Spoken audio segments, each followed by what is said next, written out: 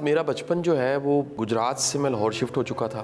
गुर्बत, गम गुर्बत शदीद था, मसाइल बेशुमार थे, महरूमियाँ थीं और स्ट्रगल ही स्ट्रगल थी। मैं हमेशा वो जो पहला क्रेडिट है वो माँ और बाप को देता हूँ। अच्छा, मैंने दोनों से कुछ ना कुछ लिया है। वालदा से मैंने गुदाज लिया है, आजी ली है, एम्पैथी ली है। मेरे घर में आज के दिन तक ये प्रैक्टिस है कि अगर घर के किसी कमरे में बिल्ली ने बच्चे दे दिए हैं, वालदा उस कमरे को कुछ अरसे के लिए बिल्ली का कमरा कह देती है और उस कमरे में कोई नहीं जा सकता। उसकी ऐसी सेवा होती जैसे बेटियों की ती की सेवा होती। तो हम वालदा से लड़ते हैं हमेशा कि हमारे घर में गुस्सा ये कमरा खराब कर रही है। तो वालदा मोहतरमा अक्सर ये कहती हैं कि क्या पता वो समझ रही हो ये मेरा घर है और हम उसमें रह रहे हों।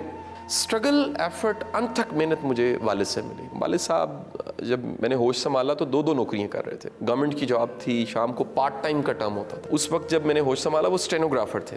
बाद में तरक्की करते करते वो ग्रेड 17 पे रिटायर हो गए। वो जो सारा स्ट्रगल पीरियड था वो मेरी आंखों के सामने था।